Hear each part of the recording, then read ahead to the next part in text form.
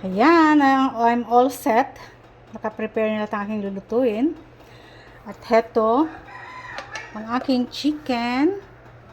Dinibone ko na po yan. At ito yung kanyang bones. Sinave ko para sa aking lulutuing simple corn soup. Ayan. Ang lulutuin ko po today is pininyahang manok. Kaya yan, meron akong carrots, pineapple, meron akong red and green bell pepper. At yun nga yung aking chicken. Naseason ko na yan with salt, pepper at ang pineapple juice. Yan. So, habang pinapain itong ang kawali. At ito naman, isasalang ko na rin. Lagyan natin ng tubig.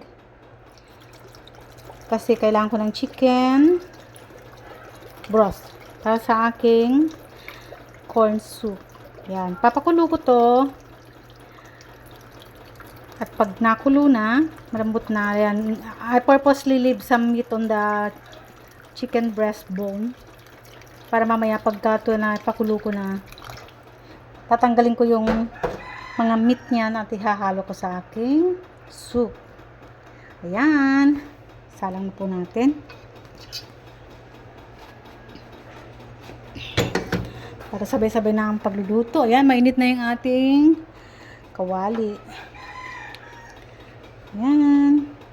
Lagyan na tayo ng oil.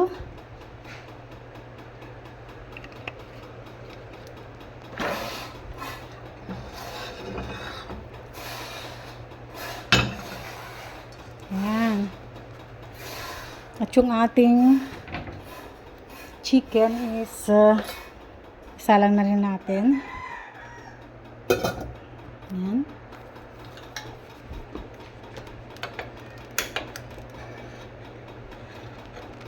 Okay. Okay. Now,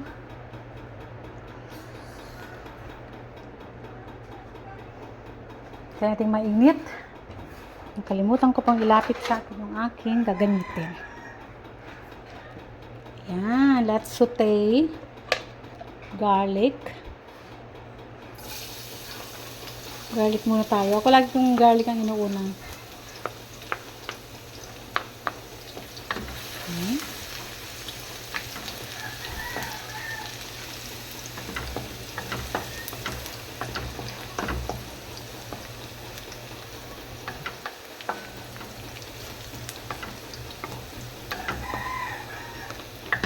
Ayan.